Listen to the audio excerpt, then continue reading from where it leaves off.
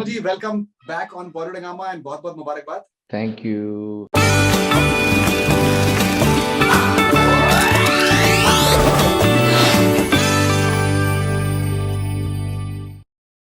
आपने खुद आपने सही कहा है कि दैट देर आई दुरुस्त आई। मैंने कहा बहुत देर कर दी मेहरबान आते आते। मेहरबान आते आते, बिल्कुल बिल्कुल सही बात है।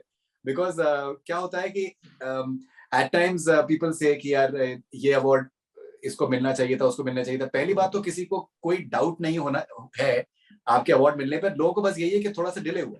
जब मुझे फोन आया उनका, मुझे I was shooting for my show Calcutta का, तो मुझे कॉल पहले कॉल आया और उसमें नंबर आता नहीं, तो मैं फ़ोन उठाता नहीं हूँ। If I don't have the number name on my phone तो मैं फ़ोन उठाता नहीं हूँ।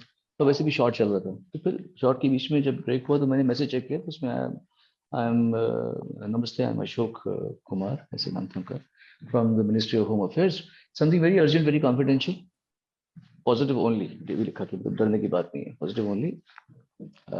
ये मैं किसी को बताया नहीं, मैं आप पहले हैं इनको बता रहा हूँ ये बात।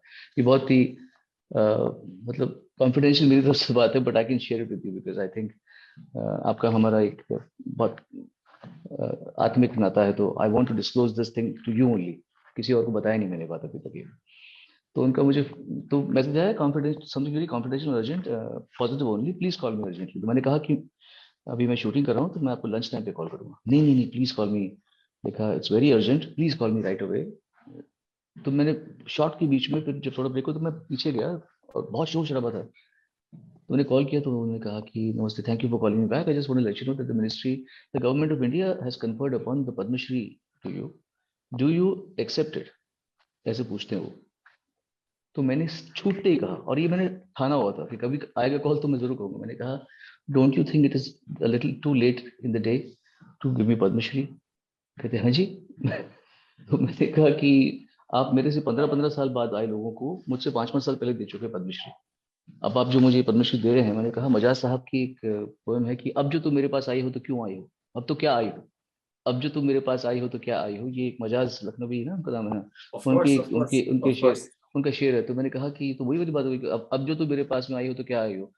कहते हैं नहीं सर, आई अंडरस्टैंड। मतलब आप पद्मश्री मुझे अभी दे रहे हैं, और इतना मतलब कब से मुझे आप नचा रहे हो, you guys have been teasing me for such a long time. कभी आता है आपका नामांकन आ रहा है, आज आप देखिए आपका नाम कंसिडरेशन में है, इसमें आ रहा है, तो you know we are also human beings and we get lured by all these temptations. कौन है ऐसा, कौन है जिसको अवार्ड दिया जाए और वो लगा नहीं नहीं मुझे अवार्ड नहीं चाहिए। जिनको नहीं मिलता वो वही बोलते हैं ऐसे, ऑब्वियसली बेचारे, लेकिन obviously it's a good feeling to be given an acclamation और recognition at the right time. इंसाफ देर से किया जाता तो वो इंसाफ नहीं कहलाता। तो मैंने कहा मुझे नहीं लगता कि मैं आपका ये एक्सेप्ट करूंगा। नहीं जी, आई अंडरस्टैंड दैट, बट मैं आपको रिकमेंड करूंगा कि आप इसे एक्सेप्ट कर लें। हम तो आपके फैन हैं, मैं समझ सकता हूँ, but government of India has not rectified this thing, और ये तो स्टार्ट है जैसे। मैंने कहा मुझे नहीं लगता कि मैं ये ये मुझे लेना चाहिए, क्योंकि ये बहुत लेट है। मैंने बोला अब मुझे आप पद्मश्री देंगे तो अब मेरे मतलब मेरी उम्र भी हो चुकी है, I am pass that stage of expecting. मैंने उस दिशा में देखना छोड़ दिया है अशोक जी। नहीं, मैं आपको कहना चाहूंगा हम आपके फैन हैं। आप, मैंने उनसे लगभग 10 मिनट तक इस बारे में डिस्कस किया, और फिर मैंने बोला कि अच्छा ठीक है, let me call my father and I will give you call back in 5 minutes. मैंने फोन रखा, तब तक शॉट शुरू हो गया, तो मेरे शॉट पे ध्यान ही नहीं था। मतलब अभी वहां चल रहा है, जो भी शूटिंग चल रही है, और मैं ध्यान सुन कि मैं क्या बोलूं क्या बोलूं क्या बोलूं। देन सडनली मुझे रियलाइज हुआ कि मैंने इसकी लॉबिंग तो नहीं की, ये अपने आप आया। ये it's something which has come to me from the universe. इस क्योंकि इसके लिए अधिकतर बहुत लॉबिंग की जाती है, ये बिल्कुल आपको बिल्कुल खुद पता होगा कि बिल्कुल। बोला जाता है। और मेरे लिए भी 2-3 लोग कर चुके हैं पहले, तो उनको मैं हमेशा कहता था कि इस तरीके से पद्मश्री मिलेगा तो मुझे कभी उसका मजा ही नहीं आएगा। नहीं नहीं सर, आप छोड़ दीजिए, हम कर लेंगे, आपको पता नहीं ऐसे ही होता है, इनको भी ऐसे मिला है, उनको भी ऐसे मिला है, वो भी यहाँ बैठे रहते हैं। मैंने कहा अगर नेचुरली नहीं आ सकती चीज तो चाहिए ही नहीं मुझे। मैं हमेशा से कहता आया हूँ कि, और आपको पता है कि चाहने वाले प्यार करने वाले होते हैं, वो कहते हैं कि आप मत इन्वॉल्व हो, हम कर लेंगे, हम कर। कोशिश की उन लोगों ने, कभी कुछ नहीं हुआ, और बहुत अच्छा हुआ कि वो कभी कुछ नहीं हुआ, क्योंकि ये जो हुआ है इसका मजा है कि ये ऑर्गेनिक। अपने आप ऑर्गेनिक आया है। और मुझे ये भी पता है कि मेरा नाम किसने नॉमिनेट किया है, I know that he is a huge, मतलब लेजेंडरी क्लासिकल सिंगर है वो। तो उस कोने से नॉमिनेशन आई है, ये मुझे पता है। मैं कभी उनसे पूछ के बताऊंगा कि उनका नाम मैं बता सकता हूँ कि नहीं बता सकता, बट नहीं, that's okay, that's absolutely everything has happened so beautifully कि एक सही जैसे मतलब म्यूजिक की अथॉरिटी ने मेरा नाम नॉमिनेट किया था इस साल कि आपको इनको देना चाहिए, बहुत लेट हो गया। बिल्कुल। And you know honestly I tell you something, मैं आज रिसर्च कर रहा था पूरा, मतलब जो भी आपके पिछले कुछ दिनों में आपके जो जो भी आपके इंटरव्यूज में हैं उसके बारे में, and before checking that, somewhere I knew that you would want to dedicate this award to your mother. And ji when I read that कि आपने अपनी माँ को अपने अपने डेडिकेट किया है, so I thought that this is the logical conclusion, and this is how it should happen. She would have, मतलब वो रोती रहती बस, Hmm. क्योंकि वो मुझे हमेशा बोलती थी तू मेरा भोलेनाथ का प्रसाद है, हमेशा बोलती थी। तो वो शिव जी की भगत थी, तो हमेशा कहती थी कि तू मेरा भोलेनाथ का प्रसाद है। Hmm. और हमेशा उनकी आंखों से, जैसे अगर मान लीजिए वो दुखी है और वो मुझे प्रिटेंड कर रही है कि हाँ बेटे क्या हाल है, कैसे है बेटा, तो उधर क्या चल रहा है दिमाग में, क्यों गुस्सा हो, अरे ऐसे नहीं करना चाहिए, हमको गुस्सा होने का हक तो मिलना चाहिए, तू पकड़ कैसे लेता है, हाँ मैं गुस्सा हूँ।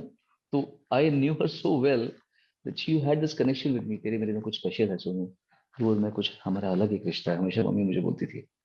वो अगर होती तो बात ही अलग होती। लेकिन मैं समझ गया हूँ कि जिंदगी में इंसान को कई ऐसी चीजें हैं जिसके बिना आपको स्वीकार करना पड़ता है जीना। तो अब ये स्वीकार करना पड़ गया है कि बाकी जिंदगी माँ के बिना ही बीतेगी और कभी वो देख नहीं पाएंगे, और जो आसपास के लोग हैं ये भी आहिस्ता आहिस्ता जाएंगे, फिर एक दिन मेरा नंबर आएगा। नहीं नहीं, अभी तो बहुत बहुत बहुत अभी कुछ बहुत हम्म, बहुत अरसा बाकी है। I'll tell you something. मैं अभी, मेरे मेरे एक दोस्त आया हुआ है, तो हम लोग रोड ट्रिप पे गए थे। तो हाँ जब जी। मैं वापस आ रहा था तो मैंने आपका एक होर्डिंग देखा, आपका किसी किसी किसी प्रोडक्ट का आप उसको इंडोर्स कर रहे थे। तो मैंने मुझे मुझे बड़ी खुशी हुई, बिकॉज पिछले 5 साल में हमने एक आपकी जर्नी देखी है। You had your share of ups and downs, चाहे वो विद इन इंडस्ट्री हो और भी, मतलब एक और लेवल पे बहुत भी मसले होते हैं, हाँ हाँ। जिस तरीके के कॉन्वर्सेशंस रहे हैं। तो मुझे हम्म, खुशी हुई कि यार he's there on this hoarding, and he deserves to hmm, be there. And the next thing I came to know that you've got this Padam Shri. So जी। मुझे एक फीलिंग आई कि पिछले, स्पेशली अगर 5 साल की जर्नी को देखा जाए, there have been people who have written you off as well. You stood up for certain issues of royalty, because of which आपने अपने काफी चीजें आपने फेस करी हैं. Do you hmm, think in a way it is a vindication of sorts? This award is a vindication of sorts, validation of sorts, in a way, for अब whatever you stand for? अगर मैं पहले वाला सोनू होता तो मैं ऐसे यही बोलता विंडिकेशन, Hmm. लेकिन मैं वो रहा नहीं। Hmm. मैं वो रहा नहीं। मेरी लाइफ का पर्सपेक्टिव थोड़ा बदल गया है। मैं Hmm. उल्टा यही सोचता हूँ कि जो हुआ वो सही हुआ, वो होना चाहिए था। उसने मुझे कहीं ना कहीं मदद किया समझदारी में, और कई चीजें इंसान सीखता है जिंदगी में। एंड आई फील नो, मतलब जैसे ना रिवेंज क्या बोलते हैं उसको, success is the best revenge, ये सब जो चीजें हैं ये कहने के लिए अच्छी बातें हैं, पर ये अच्छी बात नहीं है। रिवेंज की फीलिंग या विंडिकेशन की फीलिंग तब आती है जब आपने मन में बहुत कुछ मलाल रखा हो। मुझे ये लगता है कि somehow I believe in that one thing, and मुझे लगता है कि ये सब माया है, मुझे ऐसा लगता है। तो अगर मैं ही मैं से नफरत करूंगा, या मैं ही मैं को हराने के लिए खुश हो गया, मैं मुझको ही हराने को खुश हो गया, तो ये सही बात नहीं रहेगी। तो I I really feel that I don't, मैं इसकी पेरिफेरी नहीं देखता। एक अच्छी चीज हुई है, बस मैं उसको ये देखता हूँ कि हाँ मेरे पापा खुश हैं, मेरी बहन खुश है। और जिस तरीके से मुझे मैसेजेस आ रहे हैं, जिन जिन लोगों के मुझे कॉल आ रहे हैं, एवरी पर्सन इज सेइंग आपको अभी तक मिला नहीं था क्या, we thought that Hmm. You got it 20 years back.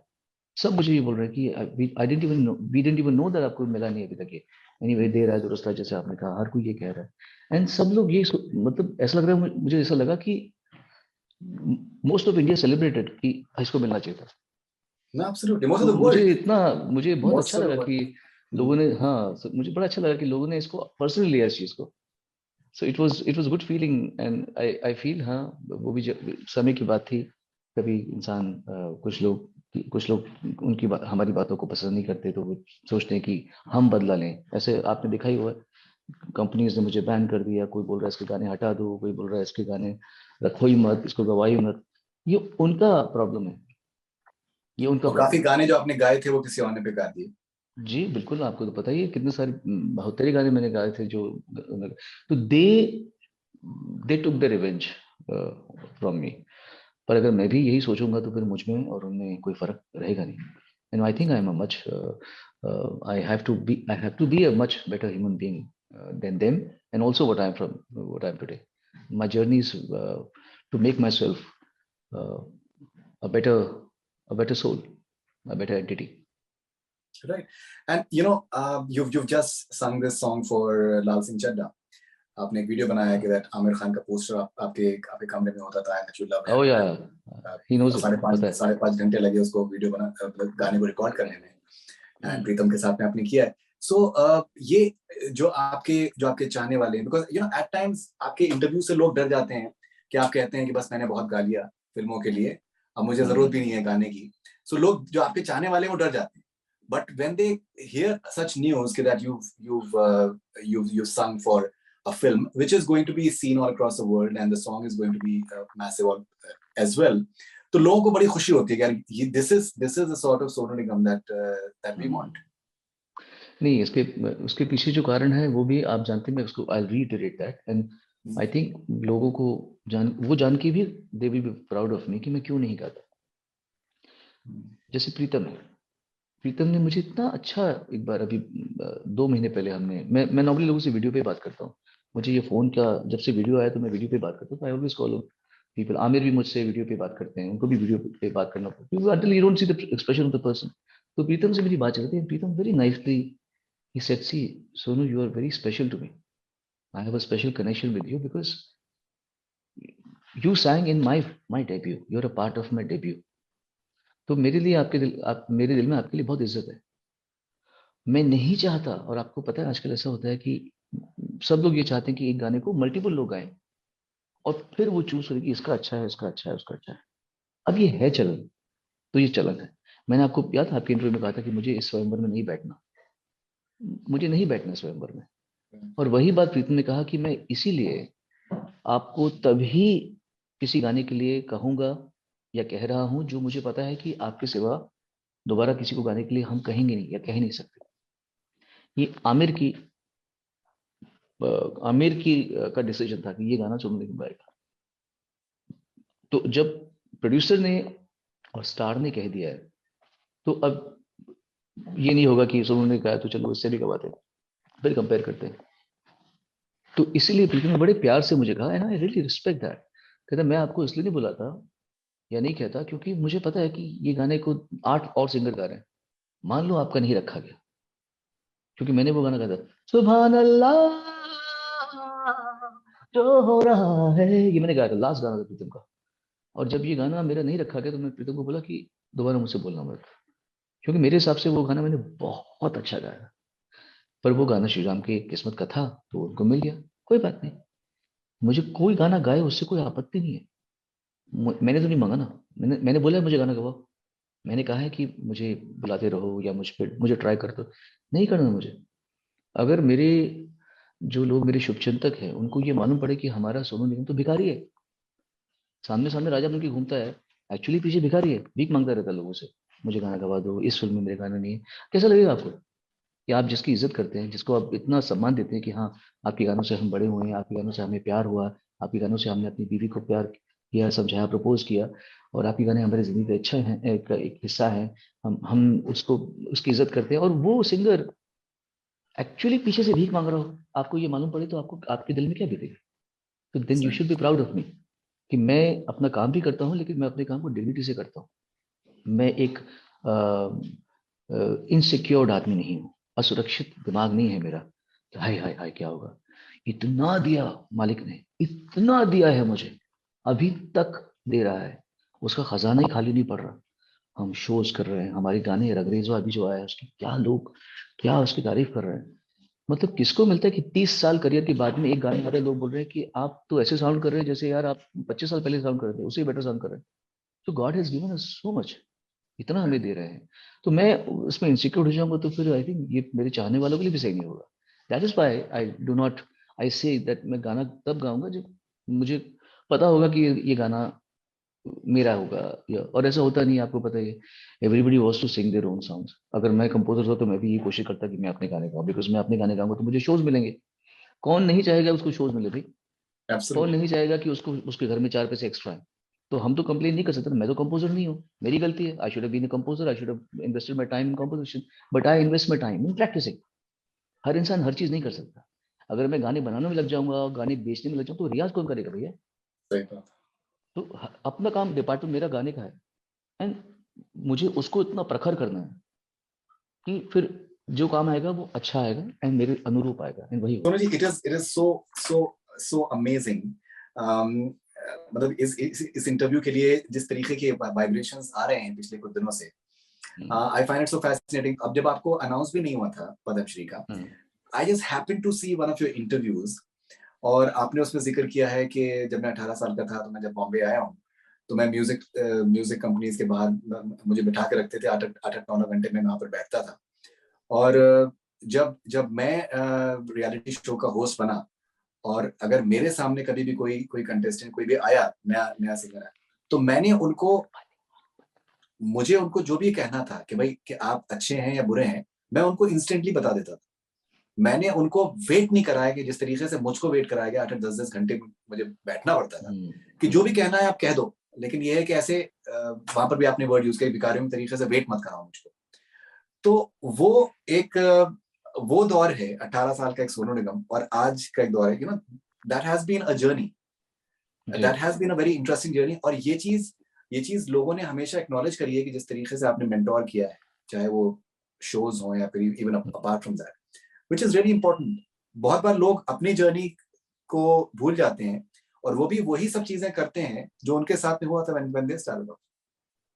बिल्कुल। मैं हर समझदार इंसान अ, दो चीजें सीखता है अपने प्रिडिसेसर से, अपने बड़ों से। एक तो क्या करना है, और एक क्या नहीं करना। वाह। तो मैंने क्या करना भी सीखा बहुत अच्छे अच्छे लोगों से, और फिर ये भी सीखा कि क्या नहीं करना है। अब क्या है कि मैं जूनियर भी हूँ अपने बड़ों से, और मैं सीनियर भी हूँ अपने छोटों का। तो मैंने ऐसे जूनियर्स देखे हैं अभी मुझे मिलते हैं, जो पहले मेरे पैरों में ना, फरीदुल मैं आपको क्या बताऊं। आपको पता है कि मैं अतिशयोक्ति कुछ करता नहीं, और मेरे साथ में बहुत लोग होते हैं इस बात को वेरीफाई करने के लिए। मेरी गाड़ी 4 बंगला सिटी में खड़ी हुई है, एक बच्चा उतरा गाड़ी से, भैया भैया करके। मैं उतरा गाड़ी से, कर मैं गाड़ी से उतरा, और वो सिग्नल में मेरे पैरों पे लौट गया। मेरी मम्मी की कसम कर रहा हूं, वो जमीन पे, गंदगी जमीन पे सर रख के लौट गया है। भैया भैया, ये आप भगवान हो, आप ये हो, आप वो हो, दुनिया भर में वो करके। और फिर मैंने देखा कि आहिस्ता आहिस्ता वो बड़ा हो गया, वो बड़ा हुआ और मैं छोटा हो गया। फिर उसने भलते भलते कमेंट्स शुरू कर दिए इन सब सोशल मीडिया पे। और मैं अकेले में बताऊंगा ये सब बातें, क्योंकि मैं सिर्फ आपको बता रहा हूँ कि मैंने अपने जूनियर से भी सीखा है कि जूनियर कैसा बनना है। इनसे मैंने सीखा कि जब मैं अपने बड़ों से बिहेव करता हूँ, सुरेश वाडकर जी, अनूप जलोटा जी, तलपति जी, कहीं भी मेरे बिहेवियर में ये ना आ जाए कि वो, और कैसे आप, ये नहीं आ जाए, बैक स्लैपिंग ना आ जाए मेरे। तो मैंने अपने जूनियर से भी सीखा है कि सीनियर के साथ में कैसे बिहेव करना है। मैं हमेशा चेक करता हूँ अपने आप को कि सुरेश जी के साथ में हम बैठते हैं, बातें करते हैं, मस्तियां करते हैं, कभी कभी हम, अब सुरेश जी हमारे गुरु हैं, इनसे मतलब सीखा है हम लोगों ने। और अभी भी कुछ मुझे होता है तो मैं उनकी वाइफ से पूछता हूँ कि कौन सा राग है, या इसके थोड़ा पलटे मुझे बता दो। तो हमारा ये रिश्ता है। बावजूद उसके मेरे बिहेवियर में कभी ये नहीं आना चाहिए कि अब तो हम इक्वल हो गए। सचिन पिलगांवकर, जिनके जिनको मैं बड़ा भाई मानता हूँ, जिनके घर में पहली बार जब मैं मुंबई, उसमें बॉम्बे था, बॉम्बे आया था, मैं फर्स्ट घर जिसके गया था वो सचिन भैया थे। ट्रेन से उतरे, होटल लिया, कपड़े बदले, स्ट्रेट सचिन जी के ऑफिस में जो हूँ मैं। सचिन भैया के आज तक मैं पैर ही छूता हूँ, घुटने नहीं छूता। मैं उनकी उंगलियां छूता हूँ, पैरों की उंगलियां छूता हूँ। मैं उनके घुटने नहीं छूता कि पैरी पैरी पहना, मैं ये नहीं करता उनके साथ में। I've learned it from my juniors also, how to remain a steady junior. एक कंसिस्टेंट जूनियर रहना चाहिए आपको, ताकि बड़ों को कभी ना लगे कि यार ये तो क्या था, क्या हो गया, चल गया. So we keep learning, and I think, and at the same time ऐसे कुछ सीनियर्स थे जिन्होंने मुझे, मैं हिल गया कि यार मैं इनको इतना प्यार करता हूँ, व्हाट इज शी और व्हाट इज ही डूइंग, ये क्या कर रहे हैं. तो उनसे मैंने ये सीखा कि how to remain friendly, warm, compassionate, helpful to your juniors. So we learn, and मैंने अच्छी खासी जर्नी रही है. पहले भी ऐसे लोग थे जो एकदम ऐसे हाथों में ले लेते थे, और कुछ थे जो बहुत तर्काते थे. उनसे सीखा कि हम ऐसा कभी नहीं करेंगे लाइफ में ऐसा. तो इसलिए मैं बहुत आई एम वेरी क्लियर कि भाई नचाऊंगा नहीं मैं. I'll always be clear with my people, with the seniors or with the juniors. Which is amazing. Okay, and Sonali, I understand that you're extremely busy. मेरे पास एक और सवाल है, वो मैं बहुत एकदम आज important. ठीक हूँ. I'm okay. You go on. I love talking to you. You're one of my No, favorite I know people. that. I know that, and thank you very much for that. So, in fact, आपने तलत अजीज साहब का आपने जिक्र किया. Dubai में मैंने देखा तलत अजीज साहब से जब आप मिले तो आप कैसे मिले थे. That is something that I personally saw that. Okay, and अभी शाहिद रफी साहब से मेरी कुछ दिनों पहले मेरी बात हुई, और हम लोगों ने आपके बारे में भी जिक्र किया, जिस तरीके से डिवोशन आपका मोहम्मद रफी साहब के लिए आपका है. और मतलब ये ये एक बड़ी बात होती है. मैंने उनसे जिक्र किया कि किस तरीके से ऐदिल मुश्किल में रफी साहब के बारे में जो जिस तरीके से जो भी रेफरेंसेस थे, he did not like it and the way he spoke. Because क्या होता है, आपने बहुत से आपने बड़े गाने आपने गाए हैं धर्मा प्रोडक्शंस के लिए, लेकिन जो आपका डिवोशन रफी साहब के लिए था, and you stood for that, which is fascinating. Many people they won't do that industry. Many people they would not do it. So आज जब आप पद्मश्री आपको मिला है, मोहम्मद रफी साहब की क्या अहमियत, मुझे पता है कि क्या अहमियत आपकी है, लेकिन when you look at this milestone, how do you look at the contribution of Mohammad Rafi Saab in absentia towards you? Rafi साहब ना होते अगर, तो मैं जो अभी का सिंगर हूँ उससे आधा भी नहीं होता. मेरे टोटल जो ग्रूमिंग अप है वो रफी साहब के गानों को सुन के, उनसे सीख के. एंड एक बात मेरे में, मैं शुक्रगुजार हूँ इस बात का कि मेरे अंदर ना पकड़ने की जो शक्ति दे रखी है भगवान ने ना, मैं पकड़ लेता हूँ कि आदमी कैसे गा रहा है, गले के कौन से हिस्से से गा रहा है, और ऐसा भी कर सकता था और ऐसा भी कर सकता था, पर ऐसा किया. ये इन सब चीजों में मेरा दिमाग बहुत तेज चलता है. इट्स लाइक लाइटनिंग स्पीड भी चलता है. तो मुझे रफी साहब का कोर समझ में आ गया कि रफी साहब ने जो गाने गाए वो तो मुझे पता ही है, बट मैंने और भी सिंगर्स को इतना सुना कि मैं एक किसी भी गाने को 6 सिंगर्स कैसे गाते मैं अभी कभी बता सकता. कोई भी गाना हो, उस गाने को तलत महमूद जी कैसे गाएंगे, हेमंत कुमार कैसे गाएंगे, महेंद्र कपूर कैसे गाएंगे, किशोर कुमार कैसे गाएंगे, मुकेश जी कैसे गाएंगे, रफी साहब कैसे गाएंगे. हर गाने को मेरी इतनी स्टडी है सिंगर्स पे, इतनी स्टडी है, और मैं दावे मतलब छाती ठोक के कह सकता हूँ मैं कि मेरी इतनी स्टडी है, और जितनी मेरी स्टडी है वो किसी की नहीं होगी. किसी की मतलब कोई माइकल दाल नहीं है जिसकी स्टडी वॉइसेस पे, म्यूजिक पे इतनी होगी. मैं बहुत कॉन्फिडेंस से कह रहा हूँ, क्योंकि मैं कह सकता हूँ, मुझे मालूम है मैं करता हूँ. इसी वजह से मैं कोई जो, अगर आप कहें मैं थोड़ा वर्सेटाइल हूँ, तो इसलिए क्योंकि मैंने सब सिंगर्स को ऐसे निचोड़ के घोल के दिया हुआ है. मैंने कुमार शानू जी से लेकर, रोडी जी से लेकर, विनोद राठौर से लेकर, अभिजीत दास से लेकर, सुरेश जी से लेकर, एसपी बालासुब्रमण्यम, हरिहरन जी, ये सबको मैं, कैलाश खेर तक को मैं निचोड़ के पिया हुआ है. सबको मैंने इतनी स्टडी कर रखी है. तो और स्टार्ट हुआ है रफी साहब से. और रफी साहब एक अलग ही लेवल है उनका. आज लोग कितना भी हमें इज्जत दें, तारीफ करते, बड़ा अच्छा लगता है कि तारीफ करते हैं, और करनी भी चाहिए भाई. हमने मेहनत तो बहुत की है, और हमने हमारे बड़ों को बहुत सम्मान दिया है. पर एज एन आर्टिस्ट मैं जानता हूँ रफी साहब क्या चीज थे. मैं जानता हूँ, हमें मालूम है कि रफी साहब क्या चीज थे, वो किस लेवल के थे. और हमारे, मैं यही कहूंगा कि गुरु गुरु ही होता है. गुरु गुरु होता है. वो गुरु को आप छूने की कोशिश करते रह सकते हैं, पर गुरु को लांग नहीं सकते आप. आपको अपना रास्ता अलग बनाना पड़ता है, क्योंकि गुरु जहाँ पे बैठा हुआ है वहां उससे आगे आप नहीं जा सकते, वो इटर्निटी वहां पे, वो एक बाउंड्री है, आपको अपना रास्ता अलग बनाना पड़ेगा। यहीं पे रहेंगे तो फिर आप हमेशा नीचे पीछे रहेंगे। तो मैंने हमेशा कोशिश की कि इनको, इनका आशीर्वाद ले लेके मैं अपना रास्ता एक अलग बनाऊं। यही मैं कोशिश करता रहता हूँ कि मैं इंग्लिश भी गाता हूँ, फिर मैं अलग अलग स्टाइल्स में कुछ करता रहता हूँ, फिर then I make my own personality. मैं एंकरिंग करता हूँ, मैं शोज होस्ट करता हूँ, मैं स्टेज शोज में स्टैंड अप करता हूँ। तो मेरा एक अलग रास्ता एज ए ह्यूमन बीइंग मेरा है रास्ता। But as a singer I know मान्यता क्या चीज है, मतलब एक अलग अलग लेवल थे, लेवल है। एंड वो है तो हम। That's amazing. सोनू जी, एक चीज के बारे में भी आई थिंक मैं बात करना चाहूंगा आपसे। मैंने एक चीज नोटिस करी है। जैसे आपने रफी साहब की आपने बात करी, रफी साहब के सर्टेन गाने जो आपके पास में हैं, जो कि अनरिलीज्ड हैं, you find that as a treasure. और जैसे मोहम्मद अजीज साहब के लिए हम लोगों ने एक इंटरव्यू किया, यू वर सो, मतलब I find it so amazing कि आई थिंक मेरे ख्याल से अगर अच्छी नीयत से कोई चीज करी जाए तो उसके उसके रिजल्ट्स अच्छे ही होंगे। जिस तरीके से लोग आके उस इंटरव्यू के बारे में बात करते हैं, मतलब आई फाइंड इट बैफलिंग इन अ वे।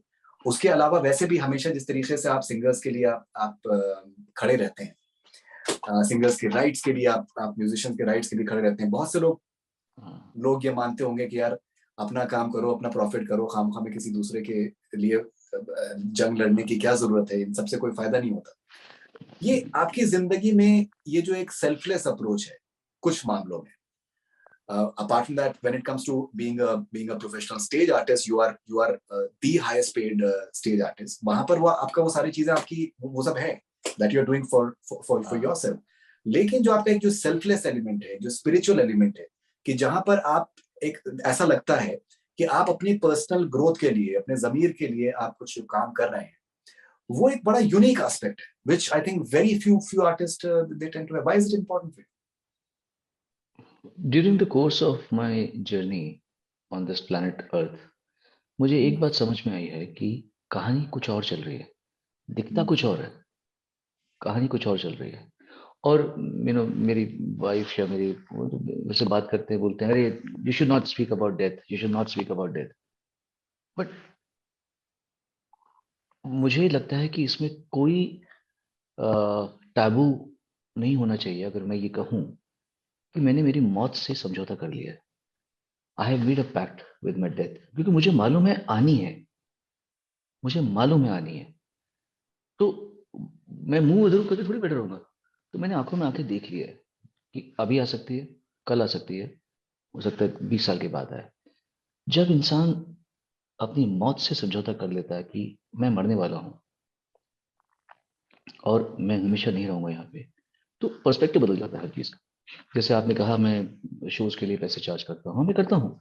लेकिन जब मैं बीच में अभी पैंडेमिक था, जब शोज नहीं कर रहे थे हम लोग, तो कुछ शोज हो रहे थे हमारे जो ऑनलाइन में कर रहा था विदाउट द म्यूजिशियंस ऑन, ऐसे थोड़े बहुत उसके पैसे दिए मैंने म्यूजिशियंस को हमारे। They were not playing with us, Wow. क्योंकि इतने कम पैसे मिल रहे थे हमको। बट आई थॉट कि उनका तो डेली का रोजगार था भाई, 1.5-2 साल से किसी के पास पैसे नहीं है, कोई इनकम नहीं है, शोज नहीं हो रहे, तो वो बेचारे कैसे करेंगे। तो जहां हम पैसे लेते हैं वो इसलिए देते हैं क्योंकि वो दे सकते हैं। जब कोई नहीं दे सकता तो हमने फ्री में लोगों के लिए शोज कर रखे, बहुत तरीके कर रखे हैं। मतलब सिर्फ और सिर्फ म्यूजिशियंस के घर में पैसा आ जाए उसके लिए शोज कर रखे हैं हम लोगों ने। Wow. बिकॉज आपको ये मालूम है कि पैसा इंसान को अमीर नहीं बनाता, दिल अमीर बनाता है, क्या आपका दिल। बात क्योंकि मैंने देखा है बहुत बड़े बड़े पैसे वाले मिलियनियर्स, बिलियनियर्स, और हमसे शो के लिए 2-2 लाख का नेगोशिएशन करते हैं, है। 2 लाख के नेगोशिएशन करते हैं। मेरे पास इतना पैसा होता तो मैं जो वो मांग रहा है मैं उसको डबल दे देता कि भाई तुझे। But I have seen people doing, मैं बोलता अरे यार आप मत करो यार नेगोशिएशन, अच्छा अच्छा ठीक है 2 लाख कम कर लो। मतलब इस तरीके से बात करनी पड़ती है हमें। And then I look at my father and I look at my people, ये पैसा वाला आदमी है, ये बिलियनर आदमी है, ये 2 लाख रुपए की बात कर रहा है आदमी। तो मैंने ये देखा कि जिगरा इंसान को अमीर बनाता है, पैसा अमीर नहीं बनाता। क्या बात है, क्या बात है, absolutely. Alright, Sonu ji, congratulations once again. And Thank you. always wonderful talking to you, and all the best wishes. Looking forward to, I think it's a new journey for you from here on, and many more songs and happiness to you. Thank you very much. Thank you. Thank you. Lots of love. Bye-bye.